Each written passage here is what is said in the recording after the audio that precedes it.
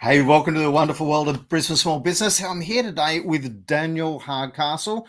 He's actually with me in BSB, but also with I was going to say the Boston Consulting Group, but now Consulting Group. He really should be part of Boston Consulting Group. He's smart enough to be. How are you, Daniel? I'm really good, thank you. That's really good. Now, we're going to talk about the right business model for your business, and we're going to focus on a product business because I've been going through a massive learning curve over the last 3 months. As you know, you've been helping me out with that. And I want to help people, we want to help people look further forward. Exactly. I was waiting for you to ask a question there, but no. Okay, so we won't do that. So let me explain the early phase of a product style business that I've already seen, right? So you start with an idea and then you start selling you develop a product and then you start selling that to customers. Now, your early customers are people that you already know, right? And you may venture into doing a little bit of advertising and selling to people that you don't know really, really well. But we're still talking about you're selling tens of products or hundreds of products. You're not selling thousands just yet. But as that continues, you're going to need greater stock. And that's always going to cause a little bit of a cash flow challenge for people as you're trying to stock up in accordance to the growth in your sales. And for every business, I was listening to Tony Xu and Zappos story, and they went from being nothing to $1 billion a year business in 10 years. And they had these exact same problems. So you get through those cash flow problems and you're balancing that and you start to realize that your customer base is expanding, but you need it to expand further to people who you can't possibly reach personally. And that's at the point where a lot of information that you and I have been talking about in relation to the dog beds is really, really pertinent because it can help people, whether you're selling, pet stuff or whether you're selling fashion or whether you're selling an artisan product that you can scale up. It doesn't really matter. It really comes to that point where you need to look for other people to sell your product. Exactly. And at this point, something that you said to me around pricing, and I went, but no. And you went, but Kevin. So let's discuss this a little bit. I saw the light bulb above your head turn on, and I think it took you a couple of days to realize, actually, I understand now. And look, Kevin, you've really explained it well, where you start off a product and you do sell it to like your mums and dads and grandmas, and then you lose sight of your customer. You don't know where sometimes your product's going. And look, we're not talking about a cafe. We're talking about a product-based business that you probably started off with e-commerce. You sell at a market, you sell out your back of your car, you sell out your garage. We're all doing that. And I get customers probably at stage 5 where somebody has approached them that's a game changer. So I call it that tipping point, glass ceiling. But because they haven't thought about that right back at point 1, then they have to unwind some of the stuff.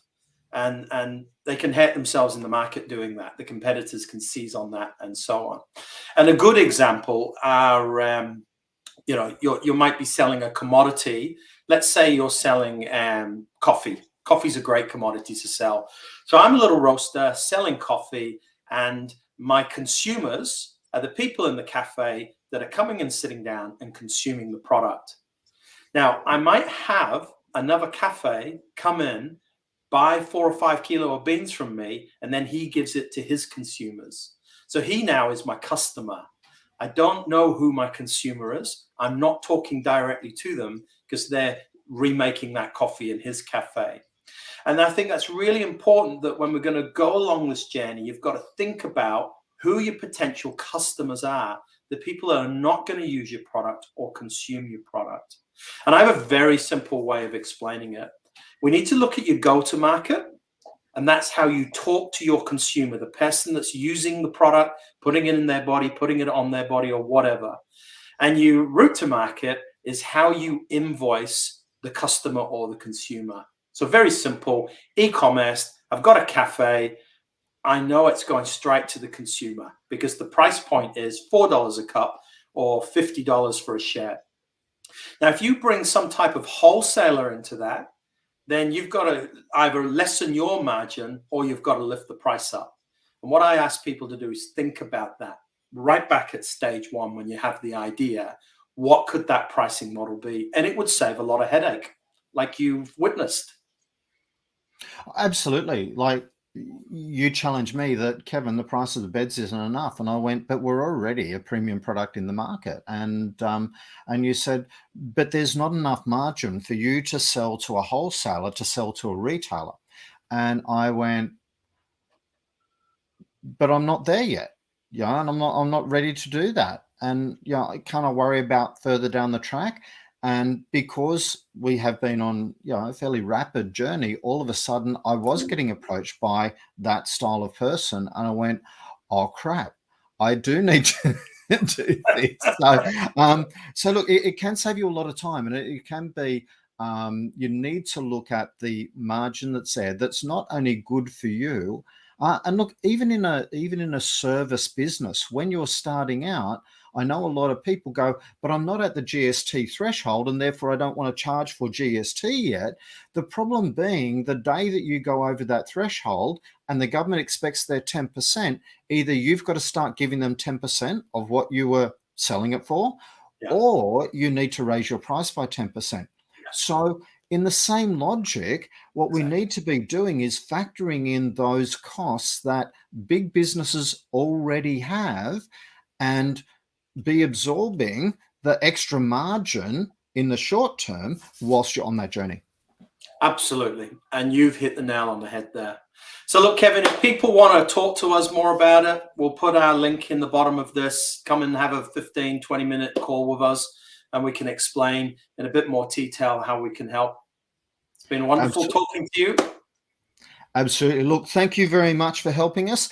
As I said, for everyone that's on that growth part of the journey, it is an exciting time, exciting in both the good and the nervous way. Keep going, because you will get through this as long as you have the right advice and you take the right planning steps. So congratulations, and keep going through. Thanks for your time today, Daniel. Bye.